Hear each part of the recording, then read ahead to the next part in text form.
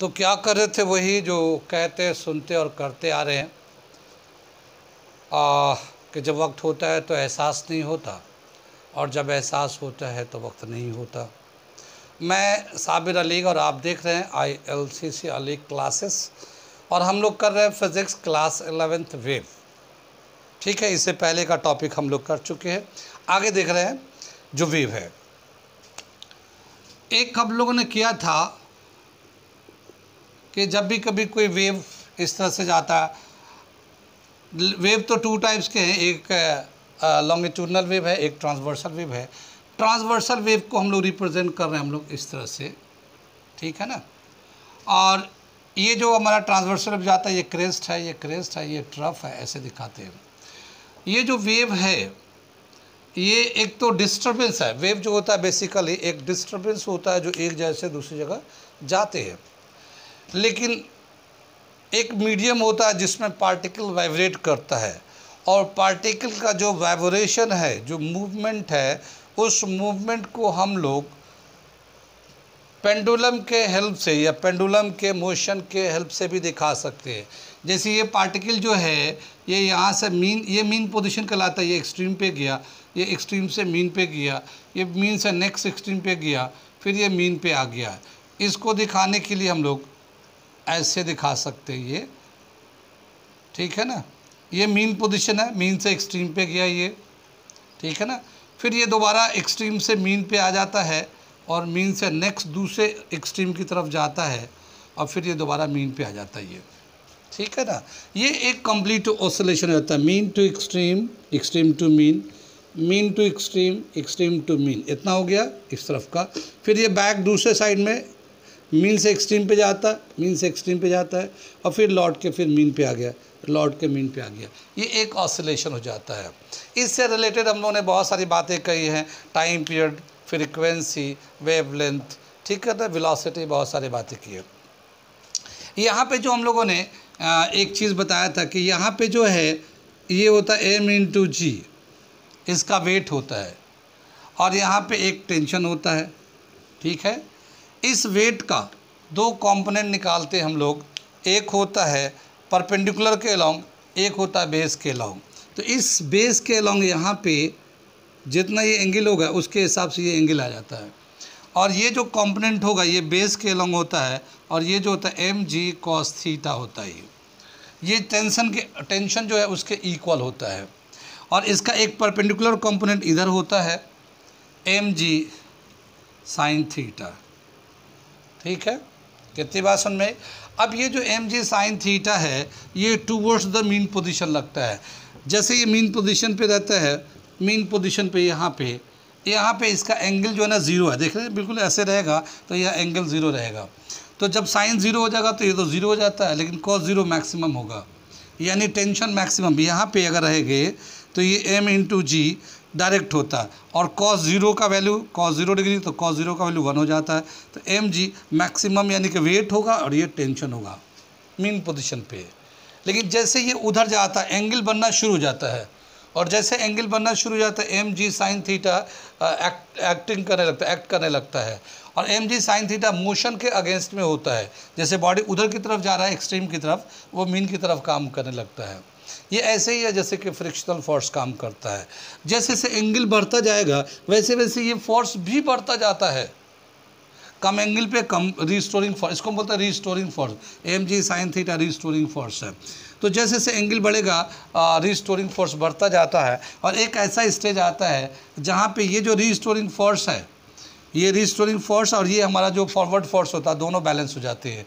जहाँ पे restoring force और फॉरवर्ड फोर्स दोनों बैलेंस होता है, वहीं पे ये रुक जाता है, और फिर वहाँ से जो फॉरवर्ड फोर्स होता है वो तो 0 हो जाता है, लेकिन रिस्टोरिंग फोर्स की वजह से वो दोबारा वापस आ जाता है, ठीक है। और फिर जैसे जैसे एंगल कम होता जाएगा, रिस्टोरिंग फोर्स भी कम होता जाएगा, कम होता जाएगा, कम होता जाएगा। लेकिन यहाँ पे स्पीड जो है ना एक्सट्रीम पे 0 हो जाता है स्पीड, और जैसे वो मीन की तरफ आएगा स्पीड बढ़ते बढ़ते यहाँ पे आने पे, और एक्सट्रीम से मीन पे आने पे यहाँ वेलोसिटी बढ़ जाता है, यहाँ काइनेटिक एनर्जी बढ़ जाता है, यहाँ मोमेंटम बढ़ जाता है, और फिर मोमेंटम की वजह से ये फिर दोबारा दूसरे एक्सट्रीम की तरफ जाने लगता है। और सेम उसी तरह से 2 कंपोनेंट इधर भी बनते हैं, ठीक है ना। तो इस तरह से mg sin थीटा जो ना एक रीस्टोरिंग फोर्स के तौर पे काम करता है। इसको हम लोग दिखाते हैं। इस मोशन को एक सर्कल से भी रिप्रेजेंट कर सकते हैं हम लोग, एक सर्कल से भी रिप्रेजेंट कर सकते हैं। जैसे ये हमारा सर्कल है, ये डायमीटर के लॉन्ग दिखा रहे हैं हम लोग, तो ये हमारा मीन पोजीशन है, ये मीन पोजीशन है, ठीक है ना। तो क्या बताया सर्कल से, ये हमारा मीन पोजीशन है, ये मीन पोजीशन है, यहाँ पे दिखा रहे हैं। जब ये बॉडी इधर की तरफ मूव करेगा एंटी क्लॉक डायरेक्शन में, मान लो थोड़े टाइम के बाद ये बॉडी यहाँ चला गया, तो ये थीटा एंगल कवर किया, ये एंगुलर डिस्टेंस कहलाता है। और इस थीटा को हम लोग ओमेगा टी से दिखाते हैं। ओमेगा टी ओमेगा को बोलते हैं एंगुलर वेलोसिटी इनटू टाइम। इससे मल्टीप्लाई करेंगे तो ये बॉडी यहाँ से यहाँ चला गया। कितनी बात सुन में, जब ये बॉडी यहाँ से यहाँ चला जाएगा तो ये हम लोग चाहे तो एक परपेंडिकुलर यहाँ से ड्रॉ कर सकते हैं और एक परपेंडिकुलर यहाँ से ड्रॉ कर सकते हैं। कितनी बात सुन में, तो ये जो परपेंडिकुलर ड्रॉ करेंगे ये वाला, ये वाई कंपोनेंट कहलाता है। और ये जो परपेंडिकुलर ड्रॉ किए गए यहाँ तक, ये एक्स कंपोनेंट कहलाता है, ठीक है ना। ये वाला एक्स कंपोनेंट कहलाता है, ये रेड वाला ये जो है इसके बराबर है ये, और ये जो है हमारा वाई कंपोनेंट कहलाता है। ये जब यहाँ था तो एक्स कंपोनेंट मैक्सिमम था, यानी ये यहाँ से यहाँ तक रेडियस, रेडियस से बड़ा तो होता नहीं है, ठीक है ना। तो ये रेडियस के बराबर था, एक्स कंपोनेंट का वैल्यू ज़्यादा था। लेकिन जब ये यहाँ पे गया तो ये जो है ना एक्स का वैल्यू देखिए थोड़ा सा कम हो गया, ये यहाँ आ गया ना, ये पॉइंट का परपेंडिकुलर यहाँ ड्रॉ किया, यहाँ ड्रॉ किया, तो ये वाला लेंथ हमारा इसके बराबर होगा, तो एक्स का कम हो गया। पर यहाँ पे जब था ना तो वाई ज़ीरो था, इस पॉइंट पे ए पे एक्स तो मैक्सिमम था पर वाई ज़ीरो था, वाई कंपोनेंट ज़ीरो था। ये यहाँ से ये रेडियस है ना, ये रेडियस है, तो ये रेडियस है तो रेडियस मैक्सिमम होता है। सर्कल में जो रेडियस है वही सबसे बड़ा होता है। कितनी बात सुनी, अगर यहाँ पे है कोई बॉडी तो ये रेडियस के बराबर तो एक्स का मैक्सिमम है। अब वाई वैल्यू कितना है, यहाँ पे वाई का वैल्यू ज़ीरो है, वाई तो ऊपर में जाएगा तब तो होगा। अब ये यहाँ से ए से बी तक गया तो बी पे गया, तो ये जब यहाँ से परपेंडिकुलर ड्रॉ करेंगे तो यहाँ पे आएगा ये, और ये इतना लेंथ जो ना वाई के बराबर काउंट होगा, और ये वजह जो लेंथ है यहाँ तक लाएंगे तो एक्स पहले से छोटा हो गया, ठीक है ना। लेकिन वाई भी तो आ गया था ना, तो ये वाई कंपोनेंट कहलाता है और ये एक्स कंपोनेंट यहाँ से यहाँ तक कहलाएगा। तो जैसे जैसे ये मीन से एक्सट्रीम की तरफ जाता है, एक कंपोनेंट घटता है तो दूसरा कंपोनेंट बढ़ता है, ठीक है ना। यानी एक्स वाला घट रहा है तो वाई वाला बढ़ रहा है। अगर मान लो ये बॉडी यहाँ चला गया सी पॉइंट पे, तो एक्स का वैल्यू कितना, ज़ीरो, क्योंकि जब यहाँ से परपेंडिकुलर ड्रॉ करेंगे तो ये यहाँ पे आएगा तो एक्स का वैल्यू ज़ीरो हो जाएगा हमारा। लेकिन वाई का वैल्यू मैक्सिमम हो गया, ये आर के बराबर हो गया, रेडियस के बराबर। तो जैसे जैसे ये बॉडी इधर की तरफ जाएगा एंटी क्लॉकवाइज मीन से एक्सट्रीम की तरफ, एक्स का वैल्यू घटेगा, वाई का वैल्यू बढ़ेगा। ये मीन से एक्सट्रीम हो गया यहाँ तक। अब ये दोबारा से ना सी से जब चलेगा ये डी की तरफ, ये हम मान लेते हैं, तो ये जब यहाँ जाएगा तो ये वाई कंपोनेंट घटता जा रहा है, देखो ना वाई घटता जा रहा है, लेकिन एक्स का वैल्यू यहाँ से बढ़ते बढ़ते बढ़ते बढ़ते यहाँ तक बढ़ गया, ठीक है ना। तो सी से जब डी जा रहा है तो वाई घटता जा रहा है, एक्स बढ़ता जा रहा है, वाई घटता जा रहा है, फिर ये दोबारा मीन पोजीशन पे आ गया, ये दोबारा मीन पोजीशन पे आ गया। फिर उसके बाद ये एक्सट्रीम की तरफ जाएगा, ये वाई बढ़ता जाएगा, लेकिन माइनस में वाई बढ़ेगा ये, और एक्स घटता जाएगा। फिर ये यहाँ पहुँचेगा ई पे, तो एक्स का वैल्यू फिर से ज़ीरो हो गया, वाई का वैल्यू वाई के बराबर हो गया है, ठीक है। और फिर जब ये ई से चलने लगेगा तो फिर वाई घटना शुरू करेगा, और फिर ये ए के पास जाएंगे तो वाई ज़ीरो हो जाएगा, एक्स मैक्सिमम हो जाएगा। सेम इसी तरह से अगर मान लो यहाँ पे ए लेते हैं, ये ए है और ये सी है, यहाँ पे बी दिखा रहे थे, इसमें ए टू सी गया तो मीन से एक्सट्रीम पे गया, ये गया, ठीक है ना। और ये वाई कंपोनेंट बढ़ गया, क्योंकि ये वाला लाइन जो है ना वाई होता है, ये एक्स होता है, ठीक है ना। तो यहाँ पे क्या बताया कि यहाँ पे जब था मीन पोजीशन पे और मीन से एक्सट्रीम पे जाता है तो ये वाई यहाँ पे आ गया, इतना आ गया मैक्सिमम, और ये एक्सट्रीम से फिर मीन पे आया, दोबारा यहाँ पे आ गया, ये एक्सट्रीम से मीन डी पे आ गया, ये फिर डी से जैसे यहाँ पे डी जैसे दिखा रहे हैं इसके फिगर के हिसाब से, फिर ये ई पे किया तो क्या हो गया, वाई एक्सट्रीम पे चला गया, ई वाई पे, और एक्स जो है ना ज़ीरो हो गया, ठीक है। फिर ये यहाँ से एफ पे मान लेते हैं, फिर ये वापस ए पे चला गया, ये यहाँ ए दिखा रहे हैं यहाँ से, कितनी बात सुनिए। तो एक ऑसिलेशन को हम लोग सर्कल से भी दिखा सकते हैं, उसमें भी चेंज वैसे ही आता है। कितनी बात सुन में। लेकिन यहाँ पे अगर दिखा रहे एक सर्कल से, तो एक पार्टिकल जो है अपने एक सर्कल पे सर्कमफ्रेंस पे रोटेट करके जहाँ से चलता है वहीं आ जाता है, जहाँ चलता है वहीं आ जाता है, जहाँ से चलता है वहीं आ जाता है। जैसे इसमें है पेंडुलम के फॉर्म में, ये यहाँ से एक्सट्रीम पे गया, वापस मीन पे आया, फिर एक्सट्रीम पे गया, मीन पे आया, फिर एक्सट्रीम पे गया। तो एक ही मीन पोजीशन पे अपने वो एक्सट्रीम मीन पे ये पार्टिकल वाइब्रेट कर रहा है, पार्टिकल वाइब्रेट कर रहा है। लेकिन पार्टिकल अपने मीन पोजीशन पे वाइब्रेशन को ऐसे मोशन में तो है, लेकिन अपने जगह से नहीं चेंज कर रहा है, अपने जगह से दूर नहीं जा रहा, अपनी एक पॉइंट पे एक सर्कमफ्रेंस पे, जैसे ये सर्कमफ्रेंस है उस पर घूम घूम के वहीं आ रहा है, बार बार जहाँ से चला था वहीं लौट किया जा रहा है, कहीं दूसरी जगह नहीं जा रहा है। ये वाला भी मीन से एक्सट्रीम, एक्सट्रीम से मीन, अपने मीन पोजीशन में टू फ्रो मोशन कर रहा है, मगर जगह नहीं बदल रहा है। टाइम के साथ साथ इसका स्पीड ज़रूर बदल रहा है। जैसे इसमें बताया था हम लोगों ने कि यहाँ पे इसका स्पीड मैक्सिमम होता है, जैसे ये जाता है एक्सट्रीम की तरफ तो स्पीड जो ना ज़ीरो हो जाता है। काइनेटिक एनर्जी उसी के साथ अटैच होगा, क्योंकि स्पीड के साथ काइनेटिक एनर्जी भी होता है और मोमेंटम भी उसी हिसाब से चेंज होता रहेगा। फिर जब वो एक्सट्रीम से मीन की तरफ आएगा, अच्छा पोटेंशियल एनर्जी हम लोग यहाँ से हाइट, इस हाइट से लेते हैं। ये जो बॉब है इसके सेंटर से कितने हाइट पे है, ठीक है ना। जैसे ये हम लोग 0 हाइट लिया, तो जैसे जैसे ये एक्सट्रीम की तरफ जाएगा इसका हाइट बढ़ता जाता है, ठीक है ना। तो जैसे तो ये पोटेंशियल एनर्जी का चेंज होता जाता है। तो जैसे मीन से एक्सट्रीम की तरफ जाएगा पोटेंशियल एनर्जी बढ़ता जाता है, क्योंकि हाइट बढ़ता जा रहा है। और फिर एक्सट्रीम से मीन की तरफ आएगा, हाइट घटने लगेगा, पोटेंशियल घटने लगता है। कहते हैं तो ये जो एक ऑसिलेशन है मीन पोजीशन के अलोंग, ये बॉडी मूव तो कर रहा है पर डिस्प्लेसमेंट नहीं ले रहा है, अपने जिस पोजीशन चलता है उसी पोजीशन पे वापस आ जाता है। इसके एक हमारे पास इक्वेशन है, ऑलरेडी हम लोगों ने ऑसिलेशन में किया है, मैं फिर से एक बार उसको रिवीजन कराता हूँ ताकि आगे हमको बढ़ना है तो हम लोग इसको इतने पॉइंट को कर लेते हैं, ठीक है। तो मैं यहाँ से दिखाता हूँ, इस वाले फिगर से एक चीज़ देख लेते हैं क्या है। ये हमारा ले लेते हैं, ये O है, ये B है, ये A तो था, और हम लोग यहाँ पे M ले लेते हैं, और ये एक राइट एंगल ट्रायंगल ले लेते हैं, ठीक है ना। तो BMO एक राइट एंगल ट्रायंगल है, ठीक है ना।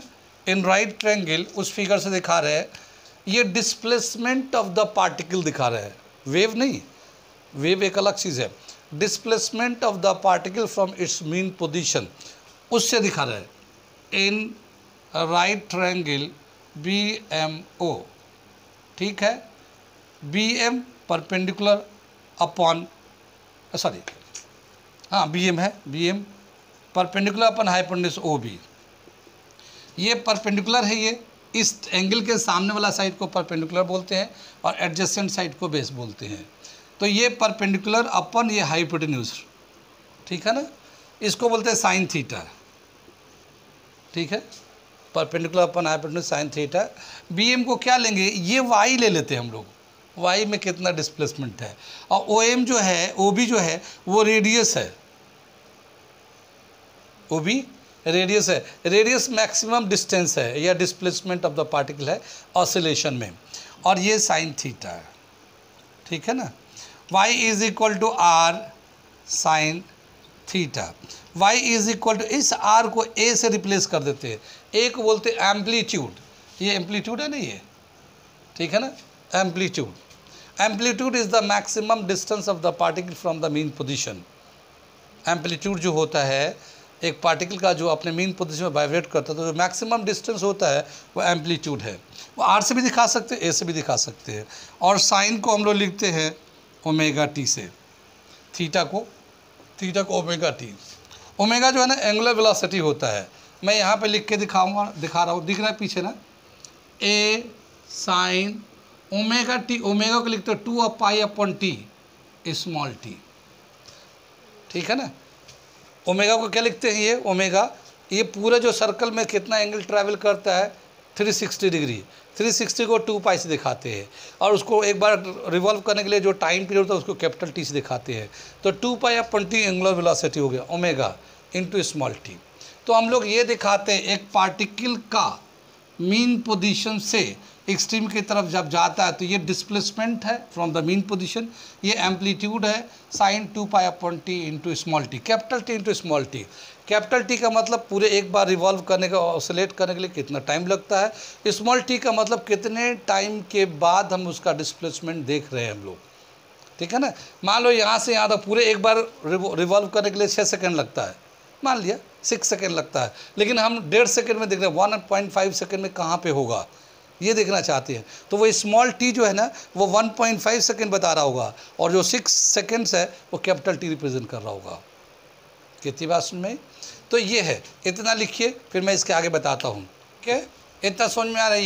ये हम लोगों ने सिर्फ एक ऑसिलेटिंग बॉडी का डिस्प्लेसमेंट कितना होगा, एक ऑसिलेटिंग बॉडी एक ऑसिलेशन करेगा, तो जैसे हमने पेंडुलम से भी दिखा सकते हैं, सर्कल से भी दिखा सकते हैं, और उसका जो मीन पोजीशन से डिस्प्लेसमेंट कितना होगा उसके लिए ये हम लोगों ने रिलेशन निकाल के दिखाया है। बाकी इसका speed, velocity, kinetic energy, momentum, potential energy, उसका रिलेशन, एक हमारे अगले पिछले हमारा जो टॉपिक हमने पढ़ा है ऑसिलेशन, उस ऑसिलेशन में जाके आप देख सकते हैं कि उसमें क्या क्या, और बहुत सारा न्यूमेरिकल मैंने करा है। ये हम लोगों ने एक ऑसिलेशन का, क्योंकि ये वन ऑसिलेशन है, और वो ऑसिलेशन चैप्टर में पूरे इसको एक्सप्लेन किया मैंने, और उसको सबको दिखाया है कि मैक्सिमम कहाँ, मिनिमम कहाँ, रिलेशन क्या, उसे देख सकते हैं आप लोग ऑसिलेशन को, टॉपिक को जाके। आगे हम एक पढ़ना कर रहे हैं हम लोग प्रोग्रेसिव वेव, हमें आगे चलना है, प्रोग्रेसिव वेव करना है। प्रोग्रेसिव वेव का मतलब होता है एक वेव जो टाइम के साथ साथ आगे जाता है, वेव, ठीक है ना। एक होता पार्टिकल जो अपने मीन पोजीशन पे वाइब्रेट करता है, और एक होता वेव जो एक डिस्टर्बेंस को जाता है, और disturbance which propagate from one point to another point is called wave. तो वो ट्रैवलिंग वेव कहलाता है। उस ट्रैवलिंग वेव का इक्वेशन कैसे होगा वो हम बनाने जा रहे हैं, बताने जा रहे हैं, ठीक है ना। इसे मिटा दें।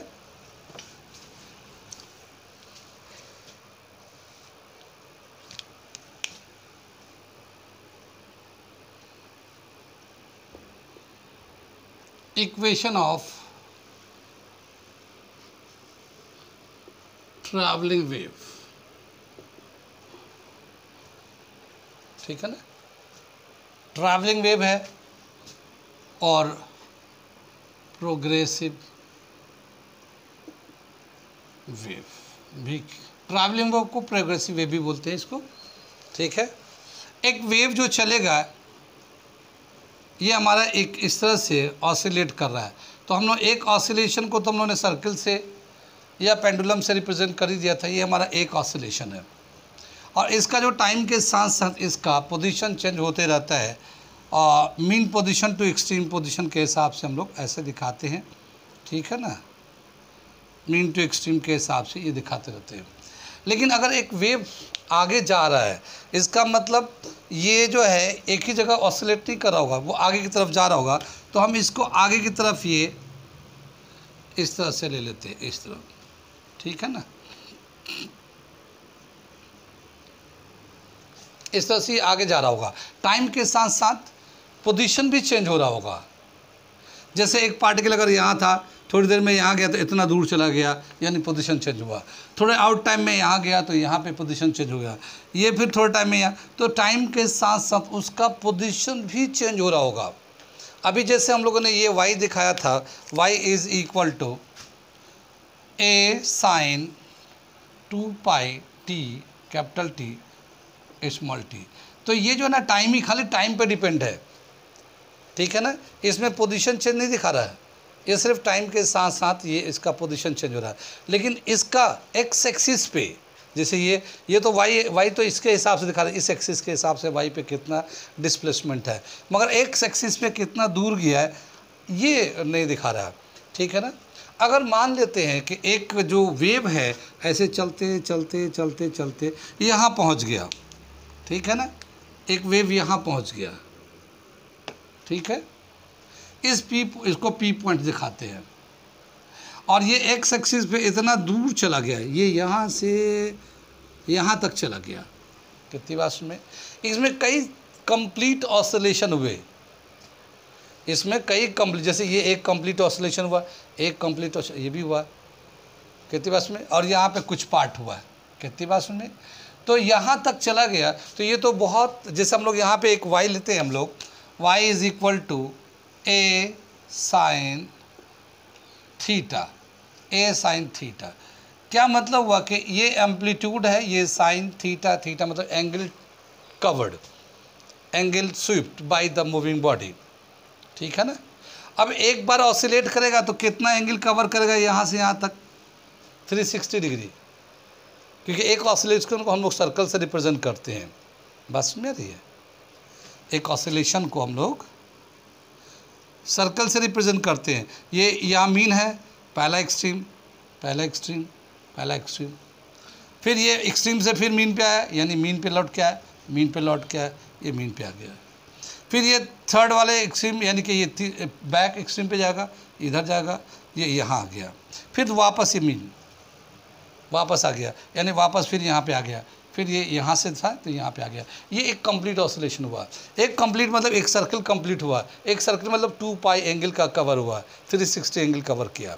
अब अगर एक ऑसिलेशन यहाँ है तो 360, यहाँ से लेके फिर लेंगे ऐसे तो फिर 360, ठीक है ना, 4 पाई का कवर हुआ। फिर इसके बाद ये यहाँ चला गया, यानी इतना और एक्स्ट्रा एंगल को कवर किया, ठीक है ना। तो अगर कोई पार्टिकल मूव कर रहा होगा, अपने जगह भी बदल रहा होगा टाइम के साथ साथ, तो वो आगे होगा, है ना। कुछ टाइम के बाद कुछ डिस्टेंस चला गया तो वो वहाँ चला गया वो, ठीक है ना। अगर हम लोग एक पार्टिकल को इसके रिस्पेक्ट में देखा है, मान लो एक हम लोग पहले इसको देखा था यहाँ पे, पहले यहाँ पे देखा था, और ये थोड़े टाइम के बाद इसका पोजीशन चेंज होते होते वो यहाँ चला गया, ठीक है ना। तो इतना डिस्टेंस चला गया, और जब इतना डिस्टेंस चला गया तो कितना एंगल आगे चला गया, आगे गया, उसको हम बोलते हैं पाथ डिफरेंस। ऑसिलेशन में हमने किया है फेज डिफरेंस, पाथ डिफरेंस। तो बताया क्या कि अगर एक बार ऑसिलेट करते हैं, जैसे ये एक बार ऑसिलेट करते हैं यहाँ से यहाँ तक, तो एंगल में तो 2 पाई है, लेकिन डिस्टेंस में 1 लैम्डा के बराबर होता है। डिस्टेंस में 1 लैम्डा के बराबर है, 1 वेवलेंथ के बराबर होता है। कितनी वर्षन में, जैसे हम लोग बोलते हैं ना, crest to crest wavelength difference, distance between 2 consecutive crest is called wavelength, और 2 ट्रफ इज कॉल्ड वेवलेंथ। तो ये तो समझने के लिए कहते हैं, लेकिन जहाँ पे एक ऑसिलेशन कंप्लीट होता है उतना एक्स एक्सिस में जो डिस्टेंस होता है वो भी एक वेवलेंथ के बराबर ही होता है, ठीक है ना। तो एक वेवलेंथ, जैसे ये पूरा एक बार ऑसिलेट किया तो इसका डिस्टेंस होगा 1 वेवलेंथ, और एंगल के टर्म में लेंगे तो 2 पाई बराबर हो जाएगा। तो क्या समझ में आया, here lambda is equal to 2 pi, ठीक है ना, लैम्डा इज इक्वल 2 पाई। अगर मान लेते ये जो बॉडी है यहाँ से यहाँ तक चला गया, एक्स डिस्टेंस चला गया है, तो लैम्डा तो 2 पाई के बराबर, लैम्डा भी डिस्टेंस होता है मगर 2 पाई के बराबर है। अगर एक्स डिस्टेंस होगा तो कितना एंगल के बराबर होगा, उसको हम लोग फेज डिफरेंस बोलते हैं, ठीक है ना। So here lambda is equal 2 pi, then X is equal to 2 pi upon lambda into X. ये फाई से दिखाते हैं इसको, और इसको कहते हैं phase difference. Phi is called phase difference, phi is called phase difference. तो इतना फेज डिफरेंस मतलब एंगल का डिफरेंस पड़ जाएगा, ठीक है। आगे चलते, ये फेज डिफरेंस समझ में आ गया। इसको हम लोग मिटा देते हैं, इसको यहाँ से मिटाते थोड़े से। अब क्या बताया कि सपोज करते हैं कि वेव जो है यहाँ पहुँच गया, सपोज कर रहे हैं कि एक वेव यहाँ पे पहुँच गया चलते चलते, तो कितना एंगल इसने ट्रैवल किया है, कितना फेज एंगल ट्रैवल किया है, ठीक है। अगर जितना भी फेज एंगल है वो इस वाले फेज एंगल से, यानी यहाँ पे अगर था तो उस वक्त तो थीटा था, जब यहाँ पे पार्टिकल था, when the wave was at A, its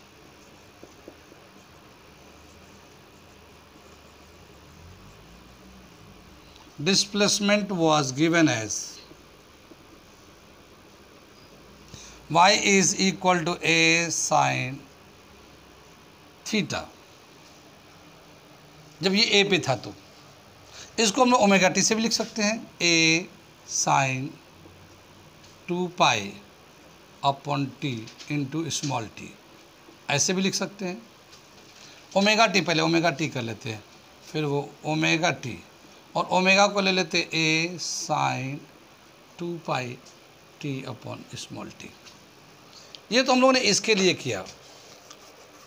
लेकिन अगर ये वेव यहाँ दिखा रहे हम लोग, इसका मतलब ये इतना फेज एंगल, जितना एक्स का डिस्टेंस होगा, ये तो एंगल पर यूनिट लेंथ के हिसाब से, per unit distance in x axis, और यहाँ से यहाँ तक अगर एक्स का डिस्टेंस है तो कितना फेज एंगल वो ज़्यादा चल दिया है, या कितना फेज एंगल चला हुआ डिस्टेंस के हिसाब से, ठीक है ना। तो वो हम लोग देखते हैं। इतनी बात समझ में आ रही है। If the wave is at P, then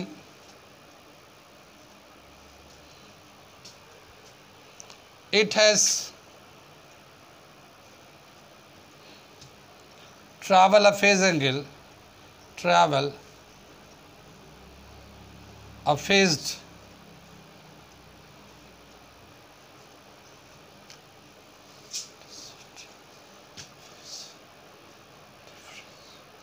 it has travel छोड़िए, it has a phase difference, it has a phase difference of phi,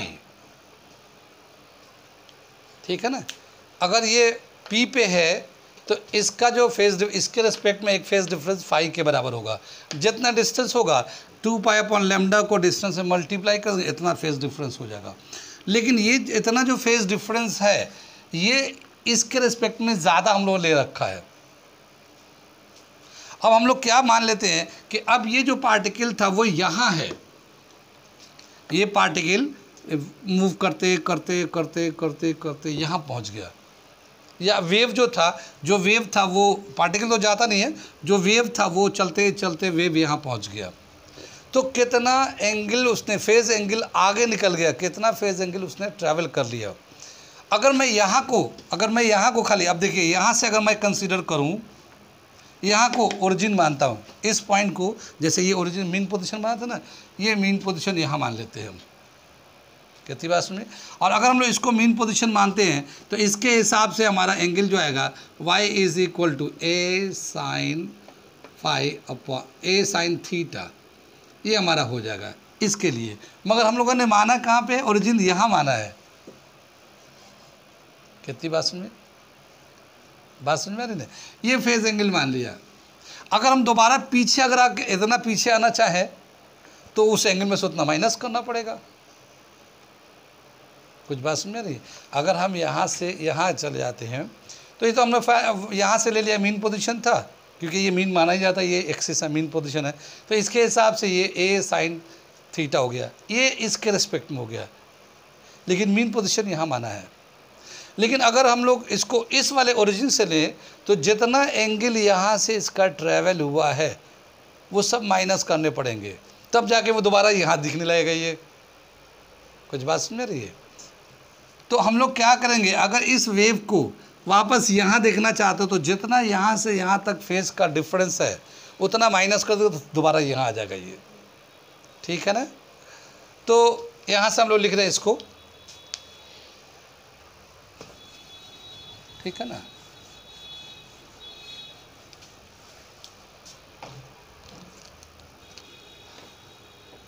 If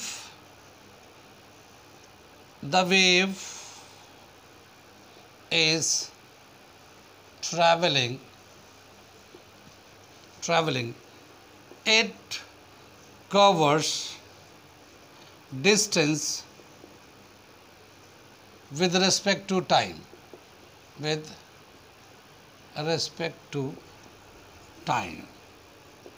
ठीक है ना। यानी दोनों में चेंज आता है, डिस्टेंस भी चेंज होगा और टाइम भी चेंज होगा, ठीक है। If a wave is consider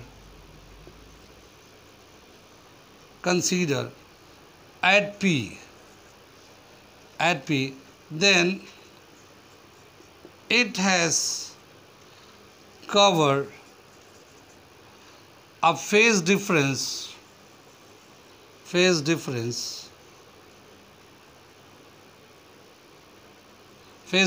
phi which is equal to 2 pi upon lambda into x phi, ठीक है ना,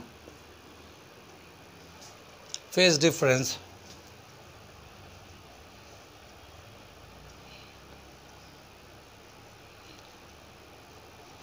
with respect to a, ठीक है ना। If a wave is consider at P पे अगर हम लोग कंसिडर करते हैं then it has a cover a phase difference या it has a phase difference of phi 2 pi upon lambda with respect to A के रिस्पेक्ट में P जो है एक फेज डिफरेंस रखता फाई, और फाई जो है ना 2 pi upon lambda into X, X ये वाला डिस्टेंस है, एक्स एक्सिस पे कितना डिस्टेंस पे है, ठीक है ना। So a travelling wave can be represent as, यहाँ से मैं मिटा के और लिखता हूँ, सो ठीक है। So a travelling wave can be represented by, ये दिख नहीं रहा होगा, y is equal to a sine theta minus five, ठीक है ना। ये देखिए एक ट्रैवलिंग वेव को हम लोग कैसे रिप्रेजेंट करेंगे, a sine theta minus five. Theta को हम लोग लिखते हैं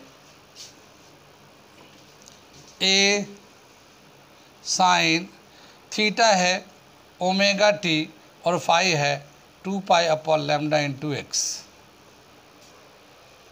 ठीक है।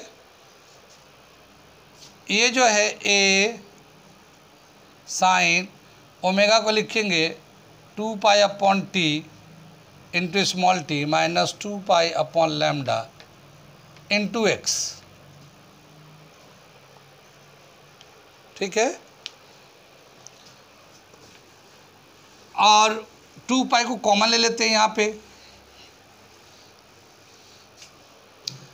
2 पाई को, so y is equal to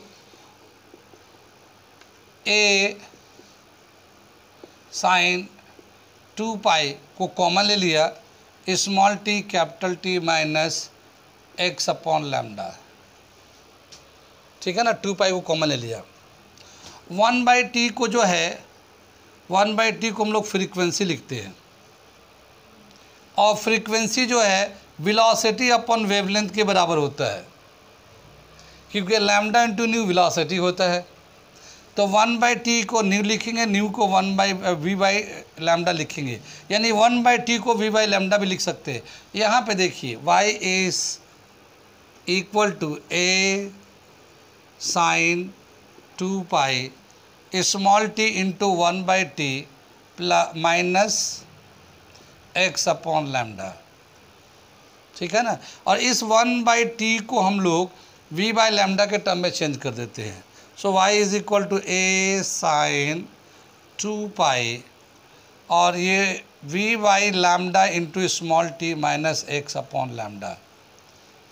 इसमें दोनों में लैम्डा कॉमन है तो लैम्डा को बाहर निकाल लेते हैं, तो a sine 2 pi upon lambda V T minus x.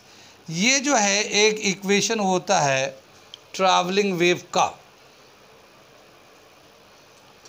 एक वेव जो प्रोपगेट कर रहा है, एक जगह से दूसरी जगह जा रहा है, उसका फ्रॉम लेफ़्ट टू राइट, सीधे हाथ में जा रहा है हमारा, तो उसको एक्स एक्सिस पे रिप्रेजेंट करते हैं, उसको रिप्रेजेंट करेंगे y is equal to a sine 2 pi upon lambda V T minus X. ये जो है ना एक टर्म टाइम के साथ दिखा रहा है और एक टर्म एक्स एक्सिस की यानी डिस्टेंस भी दिखा रहा है, यानी डिस्टेंस भी चेंज हो रहा है और टाइम भी चेंज हो रहा है, स्मॉल टी टाइम भी चेंज हो रहा है। और ऐसा कोई भी इक्वेशन जो डिस्टेंस भी चेंज हो रहा है, टाइम भी चेंज हो रहा है, तो इसका मतलब वो चीज़ मूव कर रहा है, एक जगह से दूसरी जगह जा रहा है। जैसे हम लोग बोलते हैं ना कि मोशन को कैसे डिफाइन करते हैं हम लोग, if a body change is position with respect to time then it is called body is in a motion, यानी एक जगह से दूसरी जगह जा रहा है अगर टाइम के साथ साथ पोजीशन चेंज हो रहा तो यहाँ पे क्या समझ में आया कि ये जो वेव है टाइम और एक्स दोनों में चेंजेस आ, दोनों को हम लोग कंसीडर कर रहे हैं इक्वेशन में, ठीक है ना। इसको हम लोग बोलते हैं travelling wave, when the wave is moving from left to right, ठीक है। तो कई सारे तरीके हैं वेव को दिखाने के। तो एक रिलेशन तो ये है हमारा, ये वाला रिलेशन है फाइनल रिलेशन। उससे पहले भी हमारे पास रिलेशन था, ये टी वाले भी ऐसे है, इससे भी दिखा सकते हैं, ठीक है ना। और ठीक है, इससे भी दिखा सकते हैं। और बाकी तो एक इनिशियल वाला ये एंगल था हमारा, ठीक है। ये है अलग अलग जो क्वेश्चन दिया रहता है उसके हिसाब से अलग अलग तरीके से हम लोग का जो इन्फॉर्मेशन है उसके हिसाब से इसको यूज़ करेंगे। लेकिन फाइनल जो हमारा ये है, फाइनल जो रिलेशन है, यानी displacement of the particle when it is moving from the one point to another point, then it can be represent by this way. ये इसका अभी भी डिस्प्लेसमेंट दिखा रहा है, ये इसका डिस्प्लेसमेंट मीन पोजीशन से कितना दूरी पे है, लेकिन ये इतना चल चुका आगे तो उसका हम लोगों ने वो फेज़ एंगल भी कंसिडर कर लिया, ये फेज़ डिफरेंस कंसिडर किया, कितना फेज़ का डिफरेंस है वो भी हम लोग कंसिडर करके माइनस करके ले लिया है, ठीक है ना। तो ये दे रखा एक ट्रैवलिंग वेव का इक्वेशन। अब हम लोग आगे बढ़ेंगे इसके ऊपर, ठीक है।